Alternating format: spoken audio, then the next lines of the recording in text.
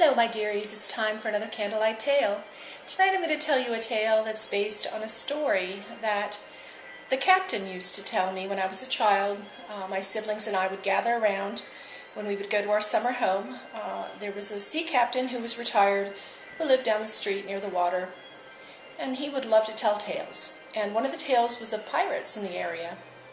He said that hundreds of years ago there were pirates, and they had gone to sea and had intercepted a merchant ship going from New York to England. And this ship was carrying jewels and gold and all kinds of expensive artwork for the Queen. So the pirates had boarded this ship, taken it over, killed the crew, and sank the ship. They took all the goods, and it is said that where the merchant ship went down, if ships ever go over the water there, where the ship is lying on the bottom of the ocean, that their compasses will go askew and they will get lost and confused and sink. So that was the story about the merchant ship, but there's another story about the pirates. They had taken that booty and they had gone to shore, apparently near our summer home, according to the story.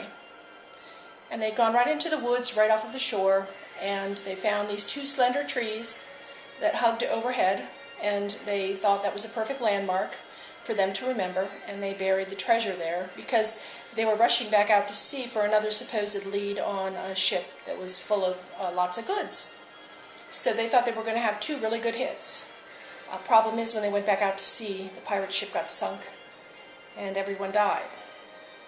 But the legend says that those pirates still come to those woods looking for those two slender trees that hugged overhead and digging by lantern light. And the locals can see the lanterns, and they can even hear them digging into the sandy soil at night. Sometimes they can hear them singing sea ditties. Their ghost ship supposedly is moored off the shore, and the ghost ship organ music can be heard playing on it. And this is the local legend. And what the captain ended with was that an admonishment, I think, for my brother and I, knowing that we both were kind of foolhardy. He said, if you ever go into those woods and try to dig up the treasure, the pirates will throw you into the hole that you dug and bury you. So my brother and I proceeded to spend the entire summer trying to find the gold. We dug probably several dozen holes in the daytime, figuring that if they worked by lantern light, they only came out at night.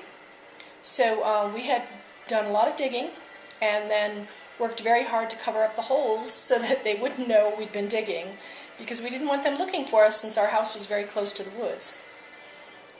But even though we never found the treasure, and I did tell my brother, hey, you know, we're digging under these skinny trees, but hundreds of years ago they weren't skinny.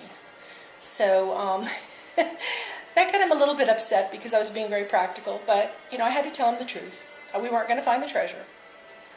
We went on to play and do other things that summer, but there were a few times that we walked past the woods in the evening after going crabbing, and we would come home with a pail of crabs, and we would look towards those woods every single time, and several times we did see a light in the woods, and we did not pursue it, but we both stopped in our tracks and just stared and wondered, will this be the night they find it?